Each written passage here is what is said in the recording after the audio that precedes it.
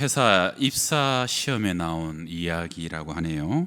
어느 남자가 비가 많이 오는 날 밤에 버스 정류장을 이렇게 운전하고 지나가다 보니까 세 사람이 섰더래요. 한 사람은 자기가 그토록 찾아 헤매던 이상형의 여인이 있었고, 또 한 사람은 자기를 죽을 병에서 구해준 의사 선생님이 있었고, 또 한 사람은 막 죽어갈 것 같은 할머니가 거기 있더라는 거예요. 문제의 질문은 차에는 한 사람만 태울 수 있습니다. 누구를 태우시겠습니까? 이게 질문이에요. 누구를 태우시겠어요? 합격한 사람의 답이랍니다. 당연히 다 죽게 되는 할머니를 차에 태웁니다. 그리고 의사 선생님에게 내 차를 들여서 운전해서 병원 가시라고 하고 나는 그 여인과 버스를 기다리고 교제하겠습니다.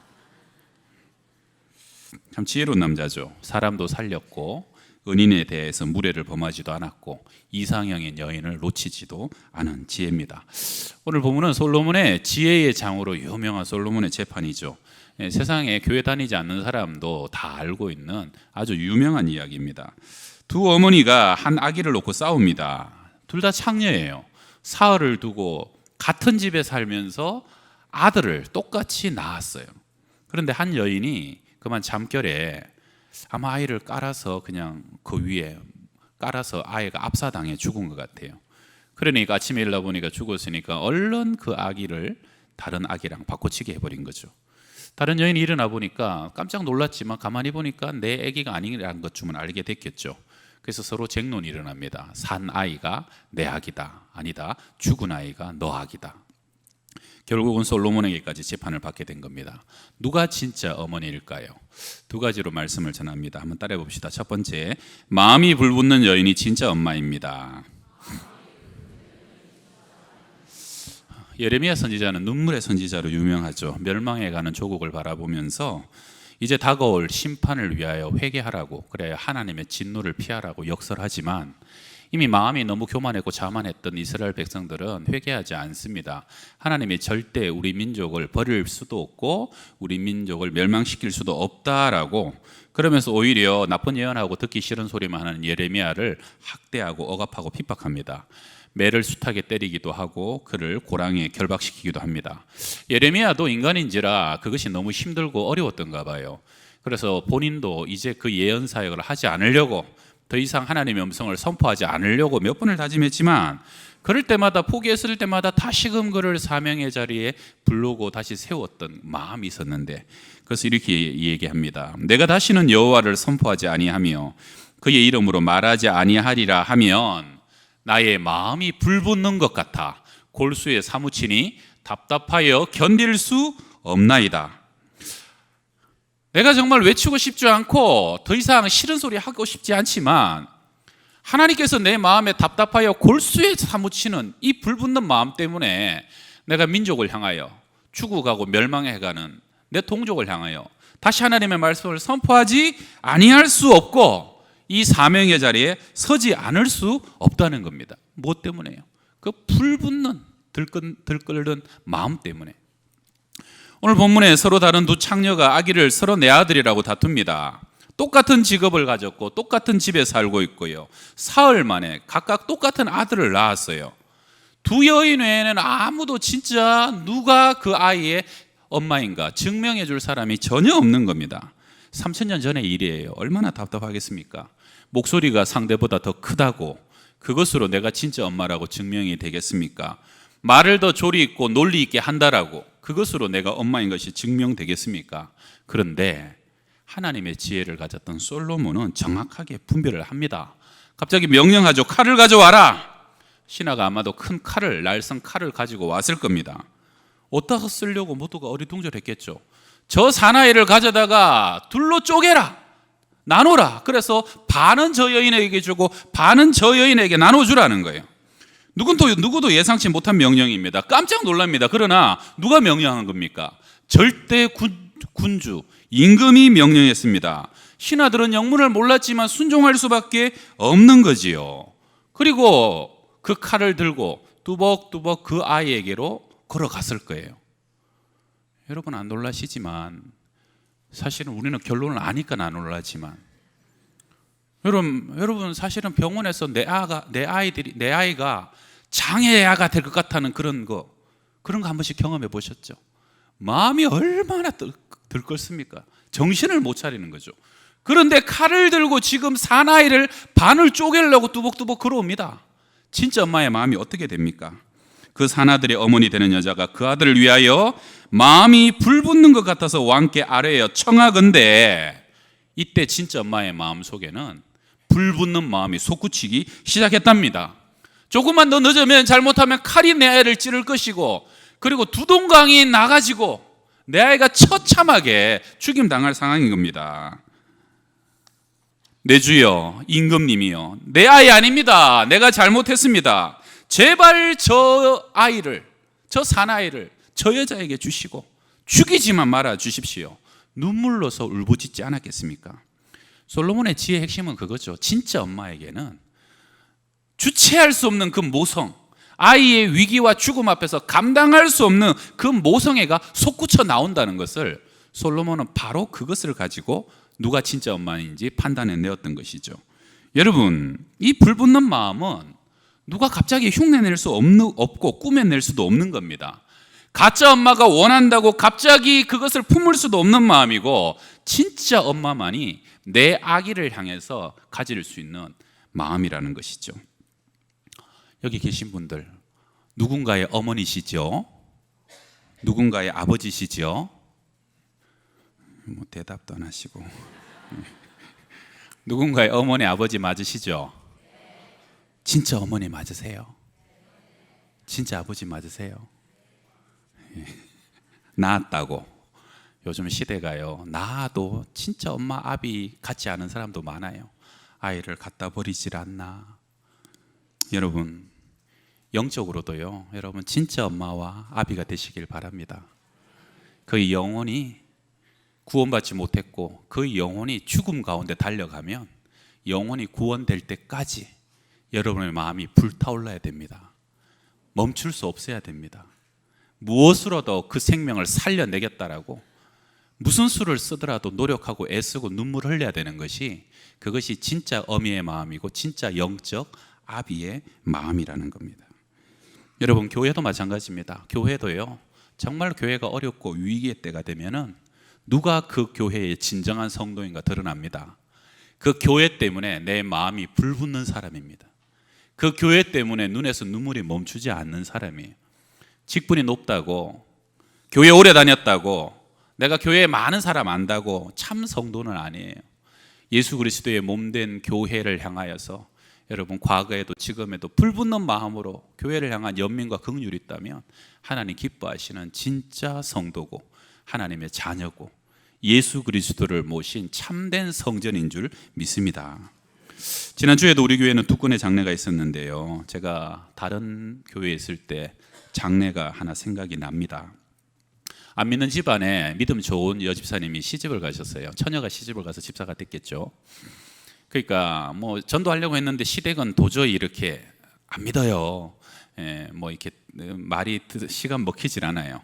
아이를 낳고 아이만 이렇게 교회를 데리고 출석을 하는데, 시아버지가 연세가 한 60대 한 중반밖에 안 된 것 같은데 갑자기 급성암에 걸려가지고 2달밖에 못 산다고 선고를 받았네요. 그래서 이 며느리가 어떻게든 구원해 보겠다고 자기 집 가까운 병원으로 모시고 왔어요. 그리고 저한테 연락을 하셨어요. 목사님, 이렇게 해서 우리 아버지 2달 남았다는데 목사님, 아버지는 아직 모릅니다. 오셔서 얘기 좀 하고 기도라도 한번 해달라고. 갔죠. 갔더니 뭐 얼굴도 밝고 본인 아직 모르니까 괜찮아요. 그래서 얘기를 걸어보니까 말도 잘하세요. 제가 목사라고 알려드렸는데도. 그래서 한 5분 10분 얘기하다가 제가, 어르신, 그래도 제가 이렇게 왔으니까 기도 한번 해드릴게요 그랬죠. 그랬더니요, 피곤한데 그러면서 갑자기 등을 쥐고 돌아 눕는 거예요. 그래서 저는 또 갔다가 그런 거 처음 봤네.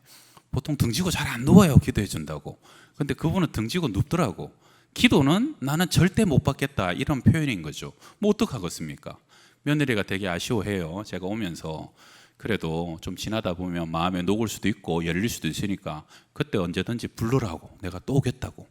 그러고 갔는데 한 달 지나서 연락이 왔어요. 아버지 지금 돌아가시게 생겼다는 거예요. 병이 급속히 진행이 돼가지고.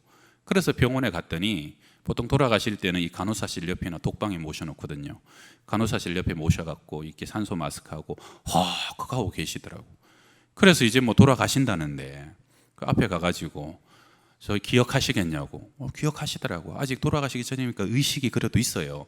그래서 제가 기도해드리고 싶다고. 기도하고 예수 믿고 천국 가셔야죠. 그랬더니요, 세상에 그때도 싫다는 거예요. 귀찮다고 가라는 거예요. 저는 또 그런 경우는 처음 봤어요. 저는 그때 뭘 느꼈냐면, 야, 마지막 때 기회 있다고 죽음 직전에 다 예수 믿는 건 아니구나. 전부 다 내가 예수 믿고 천국 가겠다라고 저절로 받아들이는 건 아니구나. 제가 그때 처음 느꼈어요. 그 기도해 주겠다는데 안 받겠다는데 어쩔 겁니까? 방법이 없죠. 그런데 또 집에 갈 수는 없잖아요. 그래가지고 옆에 이렇게 밖에 서 있었어요, 벽에. 그랬더니 아들도 와 있고 딸도 와 있는데 믿는 사람이 며느리밖에 아무도 없어요. 아들, 딸은 이미 많이 울었는가? 아버지 돌아가시는데 안 울어요. 근데도 며느리 혼자가 아들도 안 울고 딸도 안 우는데 혼자서 얼마나 울었는지 눈이 퉁퉁 부어 있어요. 그리고 막 제가 있는데 막 눈물이 끊이질 않아요.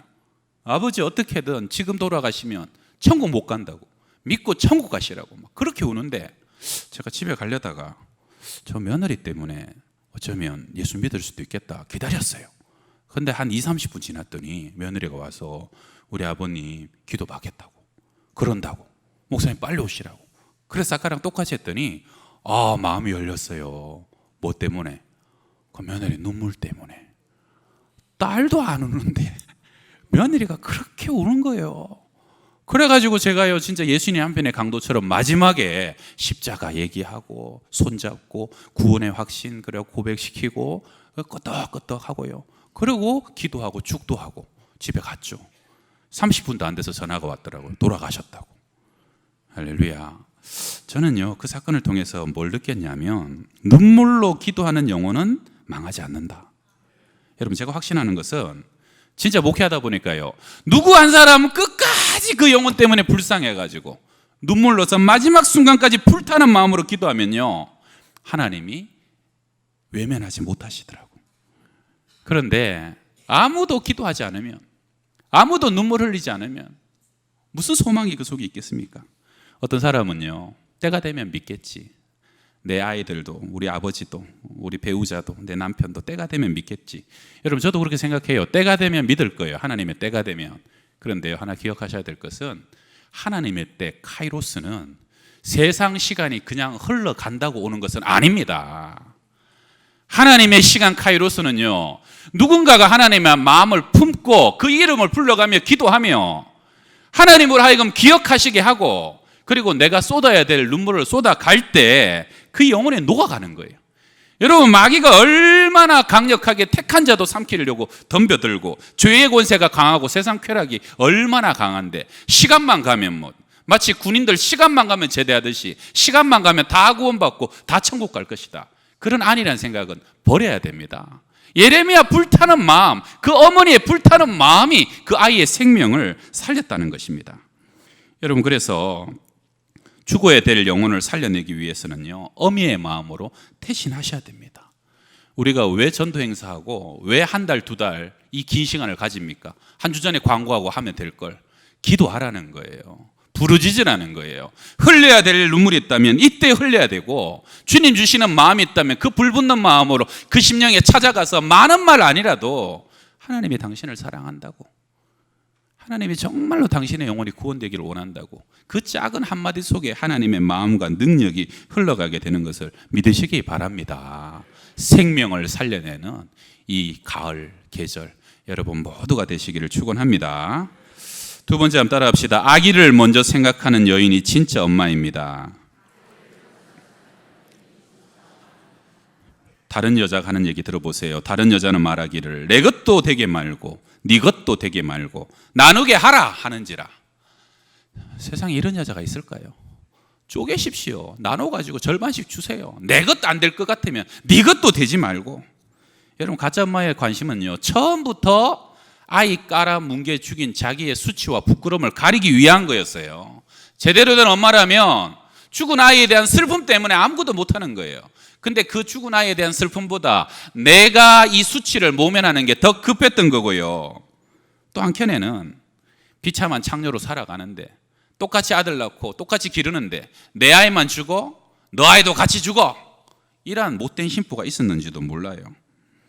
그러나 진짜 어머니의 관심은요, 오직 아기를 위하는 마음뿐이었어요. 더 이상 내 아기가 아니어도 괜찮고 내 젖을 못 물려도 내 품에 못 안아도 괜찮은 거예요. 내가 억울하게 내 아이를 뺏겨도 괜찮은 거예요. 왜요? 그 아기만 살릴 수 있다면. 내 관심은 나에게 전혀 없는 거예요. 여러분, 진정한 사랑은요, 자기 중심성을 상실해요. 정말로 사랑하면 더 이상 내가 있지 않아요. 나를 초월하는 겁니다.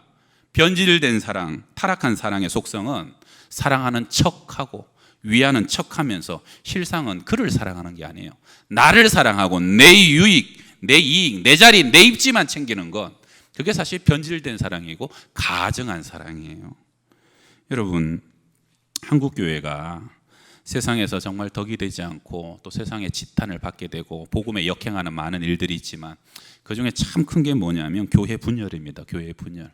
교회가 분열되고 갈라지고 서로 싸울 때, 그때 얼마나 많은 성도들이 교회를 떠나고 교회의 이름이 하나님의 영광을 가리는지 몰라요. 우리 양평동 교회는 참 감사한 게 이 112년 넘는 역사 속에서 분열과 분쟁의 역사가 없었다는 거, 얼마나 감사한 하나님의 은혜고, 그거 하나만으로도 우리 양평동 교회는 정말로 크게 칭찬받아 마땅한 성도들이라고 저는 생각합니다. 이 귀한 전통이 주님 오시는 날까지 이어지길 바랍니다. 참 마음 아픈 건 뭡니까? 평소에 그렇게 교회를 사랑하시던 분들이 교회 안에 대립각이 생기고 서로 감정 싸움이 쌓이다 보면요, 어느 순간 분노 때문에 그런 말을 서슴없이 하는 분이 나옵니다. 칼 가져와라. 교회 쪼개라. 반으로 나눠라. 그래서 네 교회도 되지 말고 내 교회도 되지 말고. 예수의 몸된 교회를 갈갈이 찢으면서도 뭐라고 합니까? 뭐가 옳으냐, 뭐가 진리냐, 누구의 명분이 맞고 누가 틀렸느냐, 재판하자, 송사가자, 끝까지 가려보자. 교회가 어떻게 되면 어때? 내가 억울해서 못 살겠다. 그러면서 수백 건의 고소사건이 교회 안에 성도들끼리 맞붙고, 여러분, 교회 생각 안 하는 것이죠. 교회 안에서 누가 더 큰 힘을 가지고 누가 끝에 가가지고 웃냐, 그냥 내 생각만 하는 거예요. 교회 죽고 예수님의 몸 찢어지는 거는 생각하지 않는 거예요. 누구든지 교회를 가르자, 교회를 쪼개자, 교회를 나누자, 그건요 가짜 성도입니다. 교회를 빌미로 자기 유익만 생각하는 거예요. 그건 마귀가 역사하는 소리라는 것이에요. 진짜 아기 사랑하는 엄마는 그 애 때문에 큰 소리 못 치는 거예요. 그 애 때문에 내가 명분이 옳고 그름 따질 경황이 없어요. 아무 소리 못 합니다. 여러분, 가정 안에서도 정말 엄마, 정말 아비의 마음을 가진 사람은요, 그 가정을 지키고 자녀를 지키기 위해서 참고 또 참는 거예요. 가정이 쪼개지고 깨질까 봐, 혹시나 내 아이들이 비참한 환경에서 비참한 신세 될까 봐, 그래서요, 때리면 맞고 고소당하면 당하고 헛소문 나더라도 참고 인내하는 겁니다. 그래서 항상 영적인 싸움에서는 누가 승리자입니까? 영적인 싸움에서는 큰 자가 지는 거예요.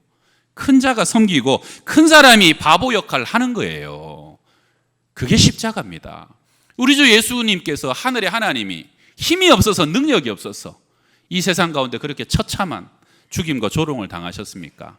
사랑하는 사람은 무력한 겁니다. 사랑하는 사람은 썩어지고 죽어지는 겁니다. 그런데 진정한 사랑은 그 속에서 생명이 살아나고 영혼이 살아나고 하나님의 나라가 이루어진다는 것을 믿으시기 바랍니다. 나를 위해 너를 사랑하는 사랑은 진정한 사랑이 아닙니다. 너를 위해 너를 사랑하고요, 하나님 때문에 십자가 질 수 있는 믿음의 사람들 되시길 바랍니다. 나라도 요즘 많이 혼란스럽지요. 저는요, 중요한 것은 나라도 나라를 위해서 나라를 사랑하는 국민이 되고, 나라를 위해서 나라를 사랑하는 위정자가 되어야 할 겁니다. 정치인들과 좌익 우익에 앞장선 분들도요, 정말로 나라를 위한다면, 여러분, 가정도요, 부부가 아무리 갈등이 있어도 그 아이를 위하는 그 마음만 변치 않으면 다시 화합해요. 아이 때문에 다시 연합해요. 그 아이 때문에 서로 다 희생하는 거예요. 나라도 마찬가지입니다. 생각이 다르고 명분이 달라도 정말로 나라를 사랑한다면 나라는 살아날 겁니다. 생명력이 다시 솟게 될 것입니다. 그러나 내 고집, 내 권력, 내 집착, 내 능력만 드러나기를 원하고 나만 돋보이길 원하고 나만 살아나길 원하고 나라를 빗대어서 내 유익만 추구하다 보면요, 나라는 죽고 날 거예요. 쪼개지고 갈갈이 찢겨질 겁니다. 여러분, 정말로 나를 위해서 나를 사랑하지 말고, 나를 위해서 너를 사랑하지도 말고, 너를 위해서, 하나님의 영광을 위해서 가정을 사랑하시고 교회를 사랑하시고 이 나라와 민족을 사랑하시는 여러분 다 되시기를 축원합니다. 아메리칸 인디언에 전해져 내려오는 이야기인데요, 아이들이 자라서 성인식을 하게 되면 바구니를 하나 주면서 옥수수밭에 들어가서 나올 때까지 제일 크고 튼실한 옥수수 하나를 따오라고 시킨답니다. 근데 조건은 뭐냐면 지나가면 그 옥수수를 다시 뒤돌아갈 수가 없고 하나를 담으면 다른 옥수수로 바꿀 수 없는 거예요.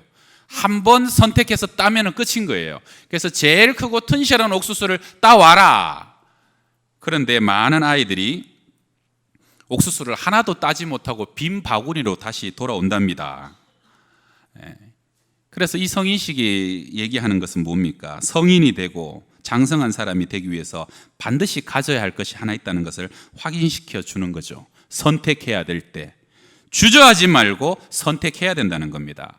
최선이 아니고 최고가 아니더라도 선택할 수 있을 때 결단하는 사람이, 그래야 성인이 되고 어른이 될 수 있다는 것이죠.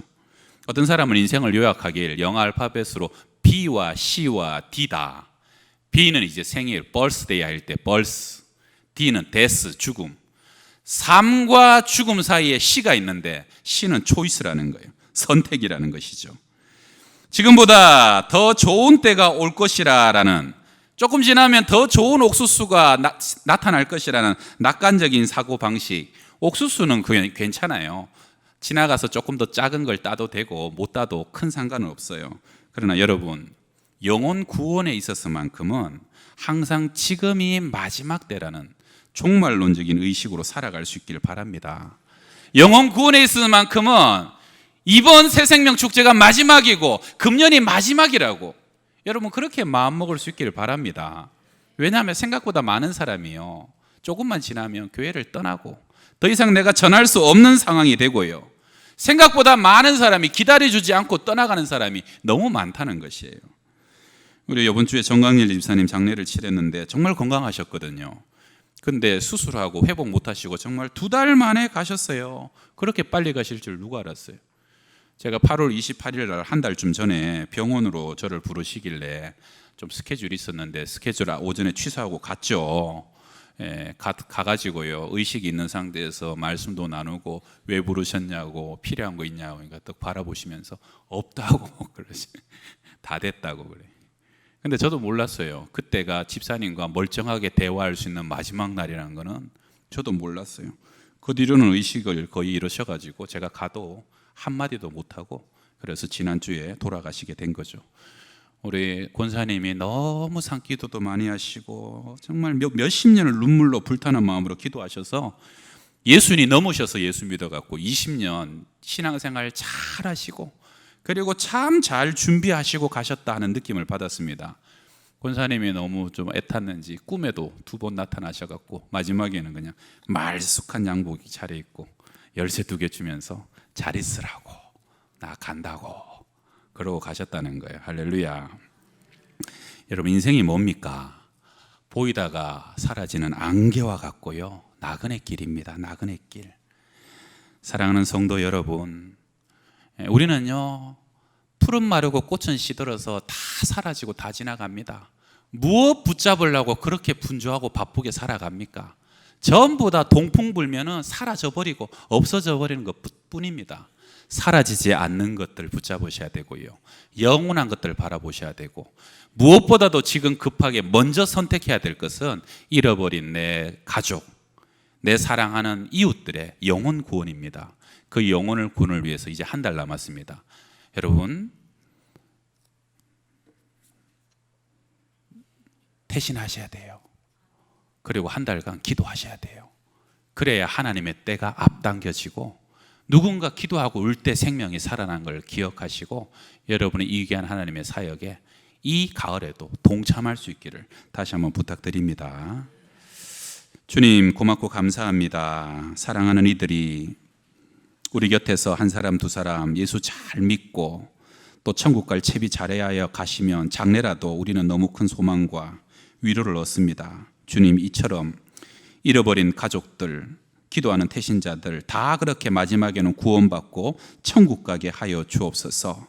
오늘도 우리 가운데 영혼을 향한 불타는 마음을 주셔서 쏟아야 할 눈물이 있다면 쏟게 하여 주시고, 당신의 몸과 살을 찢으면서까지 우리를 마지막까지 사랑하신 예수 본받게 하여 주옵소서.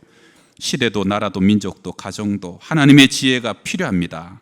꾸짖지 아니하시고 후히 주신 하나님, 참 사랑 안에서만 드러나는 하나님의 지혜를 우리 모두가 풍성히 구하고 그 지혜로 나라를 살리고 가정을 살리고 또한 죽어가는 영혼을 살리게 하여 주시옵소서. 예수님의 이름으로 기도합니다. 아멘.